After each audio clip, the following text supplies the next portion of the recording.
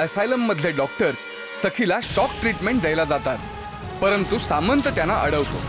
हेरंबनाथ अजूनही जेलमध्ये आहेत म्हणून उमा आर्यला सुनावते की काहीही कर, परंतु हेरंबनाथ लवकरात लवकर घरी यायला हवे। मेंटल हॉस्पिटलमध्ये सखीचे हाल सुरू असतानाच उमा तिथे जाते आणि सखीला धमकावते की जर सखीने स्वतःला वेडी सिद्ध केलं नाही तर तिची खैर नाही। सखी वेडी असल्याचं नाटक करते।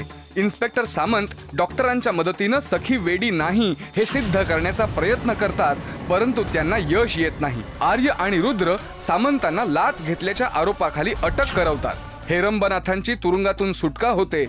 आर्य सखीला सुद्धा घरी घेऊन येतो। आता सखीनं लवकरात लवकर आर्यच्या मुलाची आई व्हावं असं उमाला वाटतं। सखीवरचा मानसिक ताण लक्षात न घेता ती तशी तयारीही करते। ती सखीला भेटायला आलेल्या दिवाकर आणि सुनंदाला सखीला ही गोष्ट सांगायला सांगते। दिवाकर आणि सुनंदा जेव्हा सखीला हे सांगतात तेव्हा सखी ती तयार नसल्याचं सांगते। दिवाकर सुनंदाला धक्काच बसतो आणि याच वेळी दाराकडे उभ्या असलेल्या आर्यने हे सगळं ऐकलंय। आणि आता पुढे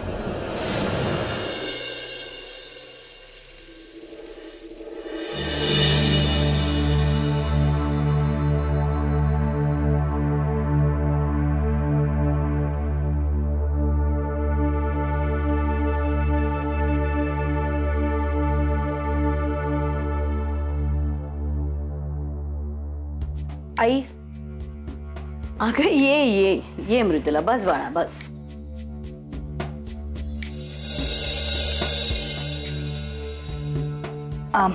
आई तुझ्याशी थोडं बोलायचं होतं। असं होय, बर बोल ना बोल। आई सखीच्या काही नाही ग, जरा जुने दागिने बघत होते। काय श्रावण महिना आला की मग सणवार सुरू होतात ना, तुम्हाला पोरीबाळींनाच घालायला लागतात म्हणून म्हटलं एकदा नजरेखालून घालून घ्यावं आणि महिन्याभराच्या आत त्या सखीचंही काय ते कळेल। आई सखीच्या बाबांशी असं वागायची गरज होती काही? मृदुला, हेच बोलायला आले होते मी इथे। आई सखीच्या बाबतीत तू घाई करतेस असं वाटतंय मला।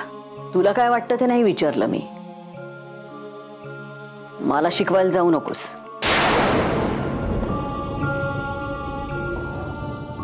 नाही आई, पण ती आत्ताच हॉस्पिटलमधून आली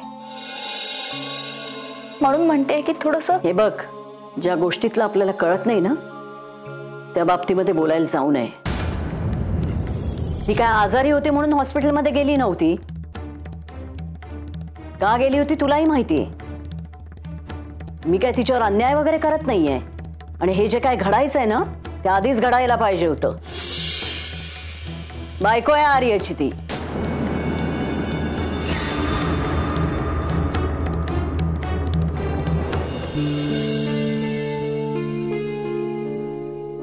तुम्हाला माझा राग नाही ना आला?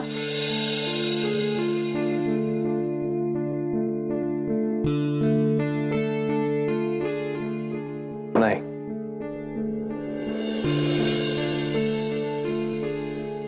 मला तुम्हाला दुखवायचं नाहीये, पण सध्या खरं तू निघतो मी।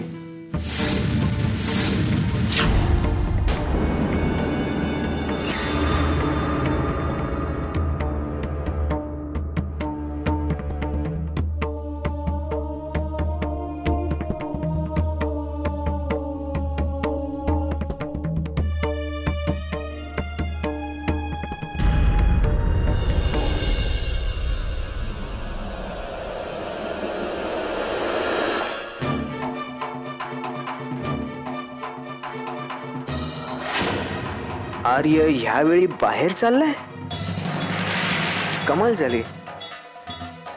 आईंच्या डोक्यात तर काही वेगळेच प्लॅन सुरू आहेत, काहीतरी गडबड दिसते। एवढं काय वाईट नाही वागले मी त्या दिवाकरशी त्याच्या बायकोशी। अगं किती झालं तरी ही छोटी माणसं आहेत, वेळोवेळी ह्यांना यांची लायकी दाखवायला पाहिजे, नाही तर पुढे जाऊन डोक्यावर बसतील माझ्या। अगदी बरोबर बोलत आहे तुम्ही. मी नेहमी मृदुलाला हेच सांगत असतो. तू इथे कसा? काही काम नाही वाटतं? नाही, मृदुला नव्हती ना रूम मध्ये, म्हटलं इकडे असेल म्हणून इकडेच बघायला आलो. बरं का मृदुला, आज तू सखीकडेच झोप. काय आजच आली आहे ना ती हॉस्पिटलमधून बिचारी. एकटीला झोप लागेल का नाही लागेल कुणाच ठाऊक. कोणीतरी सोबत असलेलं बरं. हं? त्यात आर्यही बाहेर गेलाय ना आज.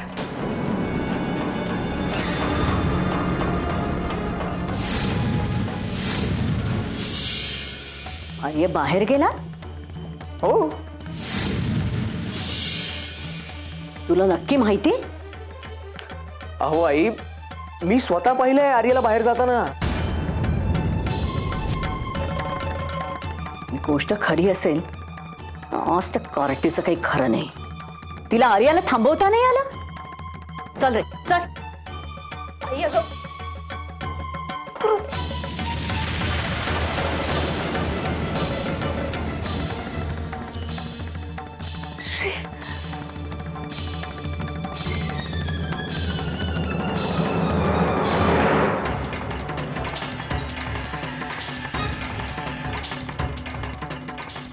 तू नक्की पाहिलंस ना आर्याला बाहेर जाताना? हो आई.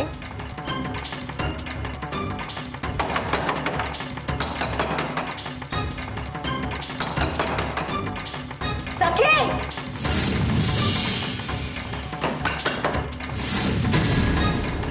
सखे! सखे!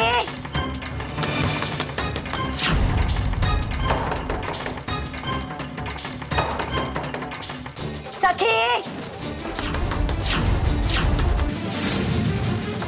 सखे!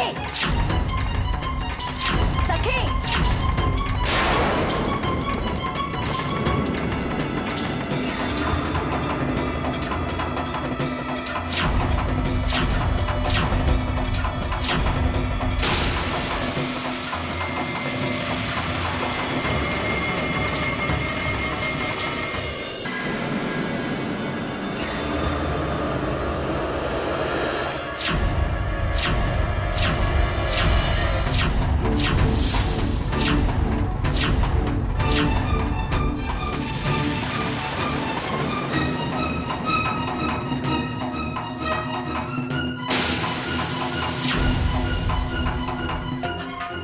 काय झालं आई? काही काम होतं?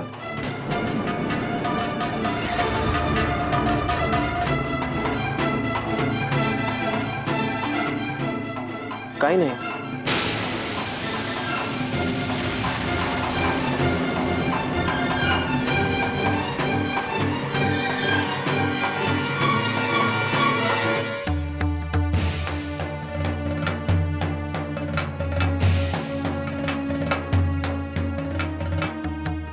आईने ही गोष्ट फारच मनावर घेतलेली दिसते आणि आईने एकदा मनावर घेतलं की मग कोणाचं काही खरं नाही.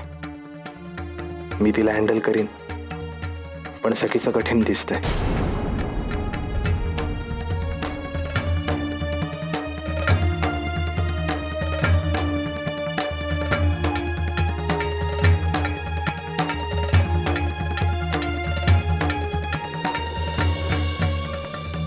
काय झालं? काही नाही, तू झोप.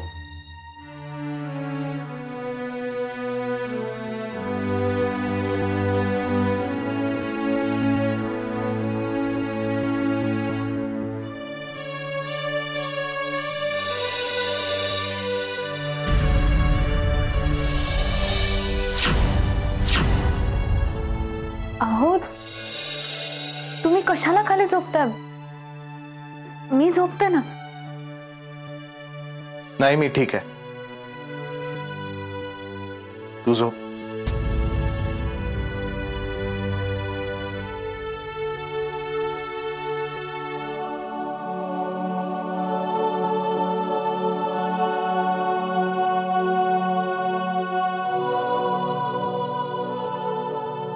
अहो,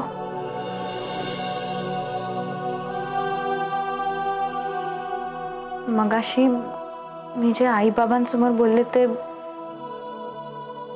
मला माफ करा. सखी, तुला माफ करायचा प्रश्नच येत नाही. नाही कसं, मला माहितीये तुम्ही माझ्यावर चिडलाय म्हणून असे वागताय ना, पण मी खरंच. हे बघ सखी, मी खरंच तुझ्यावर चिडलेलो नाहीये. हा, पण तुझे काय बोललीस ते ऐकून मी एक गोष्ट मात्र ठरवली. काय? सखी, मला कुठलंही नातं तुझ्यावर लादायचं नाही.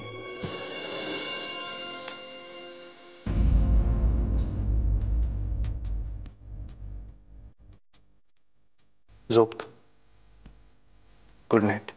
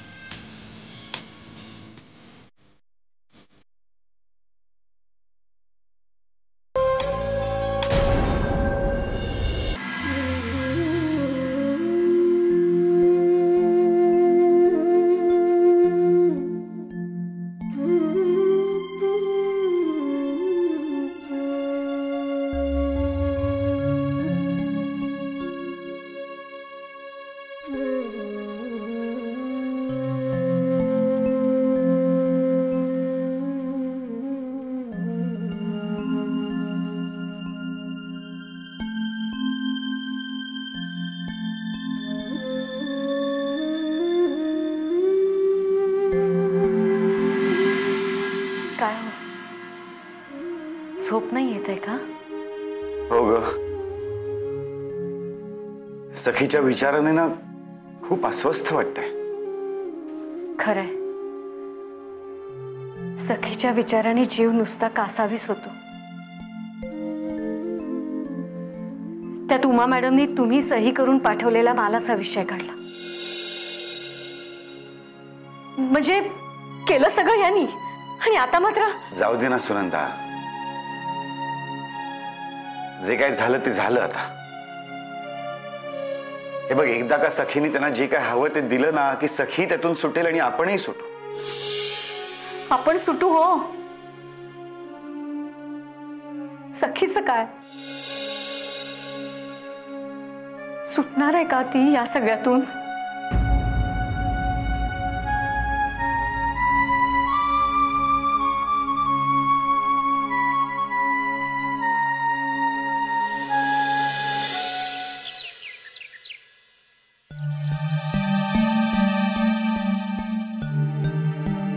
काय झालं?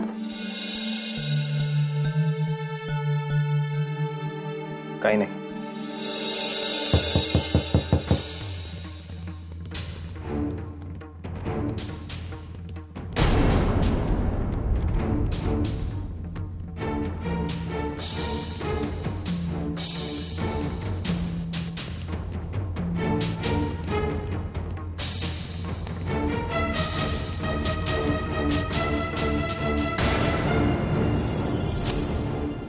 Good morning I.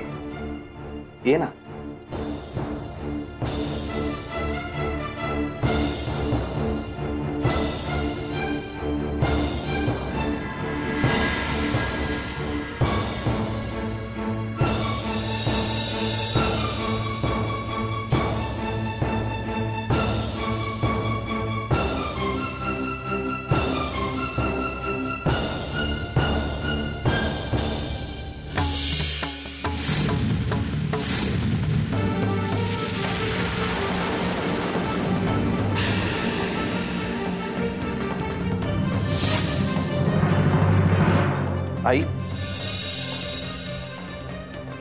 मी जरा आवरून आलो. हं?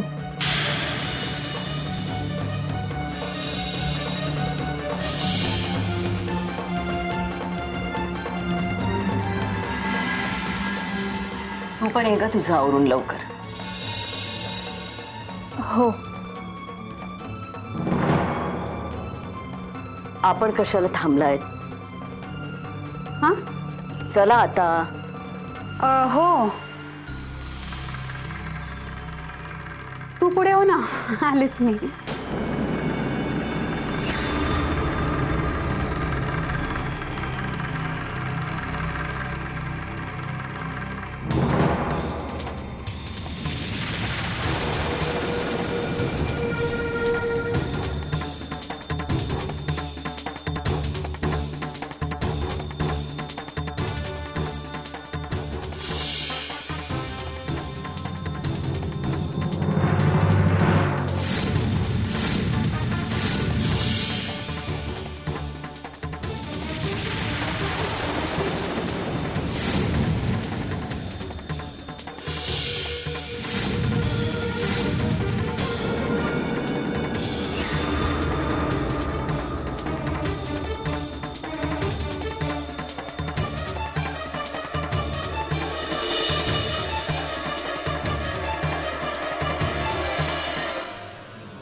ही उशी खाली होती.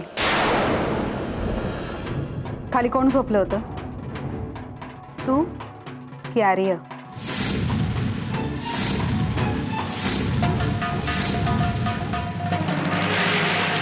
खाली कोण झोपलं होतं? तू की आर्य?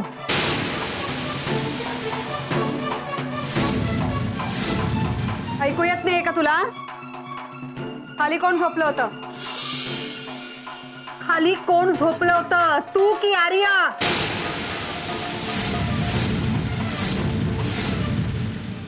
खाली कोण झोपलं होतं? आर्य की तू? कुणीही नाही.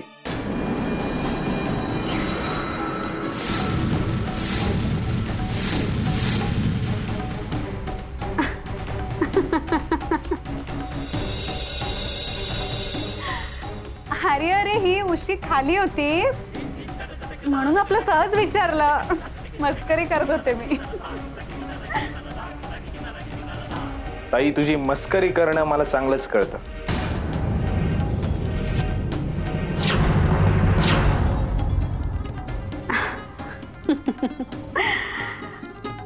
चला तयार व्हा तुम्ही दोघं आणि खाली या. आई वाट बघते ना खाली. लवकर या. हा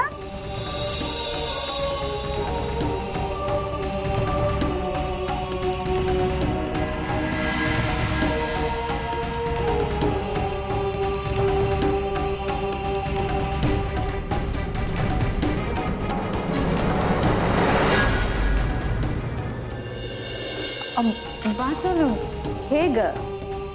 नाही नको खरंच नको. मी भरवते तुला. नाही नको थोडं आकर. हा गुड गर्ल.